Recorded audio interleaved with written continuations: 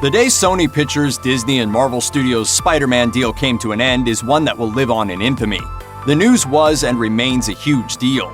Since Sony and Disney, the parent company of Marvel Studios, were unable to renegotiate the terms of their original 2015 deal that saw Marvel producing Spider-Man movies with Sony retaining ownership, Tom Holland's Spider-Man is out of the Marvel Cinematic Universe, potentially for good.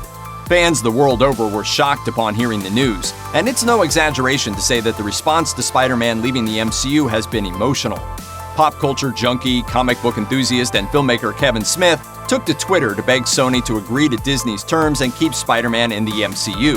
No! Just stop it, please. Sony Pictures, give Disney what they want, and many millions of us will keep giving you our money.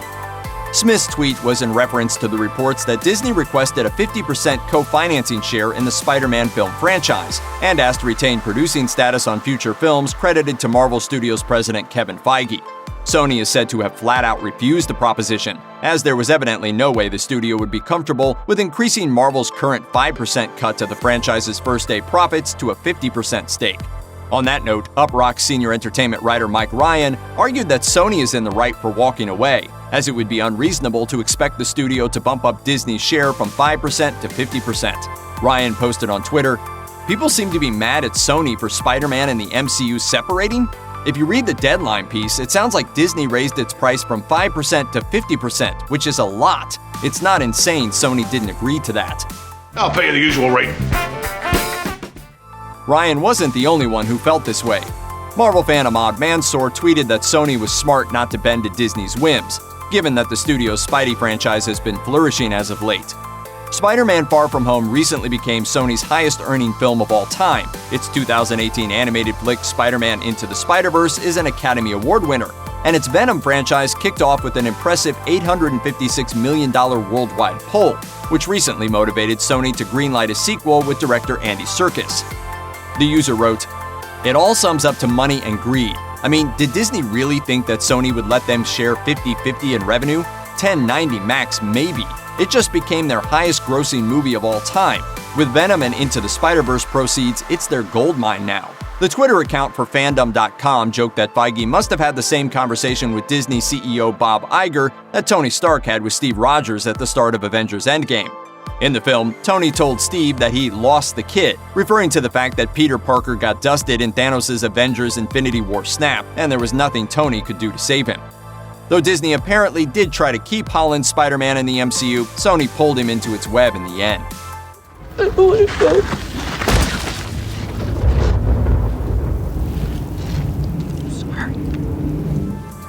On the subject of comparing Sony to Thanos, many feel the studio has a lot in common with the intergalactic tyrant for not continuing to negotiate with Disney and Marvel. Countless others are concerned that Spider-Man's exit from the MCU means that the hero's relationship with Tony Stark, not to mention the ending of Far From Home, won't be followed up on. One user wrote on Twitter, "How does Sony not understand that they just can't erase everything that has happened in Endgame? What, do they think they're Thanos now? Snap and you can just erase Spidey from existence and everything he's been through with Tony? Nope, save Spider-Man." Another added, "So Sony has replaced Thanos as the primary villain of the MCU?" Many other fans, like Twitter user Boss Kaijo, all but shouted their outrage. As that user put it, "Tony Stark didn't die to save Peter Parker for Sony to take him out of the MCU. Save Spider-Man."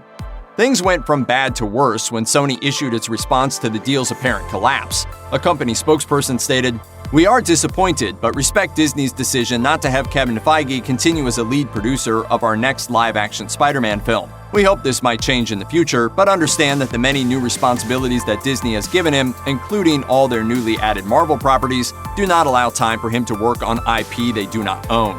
One fan expressed hope for some kind of agreement to be reached in the future, directly addressing Sony on Twitter with a post that reads, "I respectfully request that you return to the negotiating table and make a deal that will please us, the fans." For our part, the only hope we have for Sony's two forthcoming Spider-Man movies is that whatever they do, they just don't make us watch Uncle Ben die again. Check out one of our newest videos right here. Plus, even more Looper videos about your favorite stuff are coming soon. Subscribe to our YouTube channel and hit the bell so you don't miss a single one.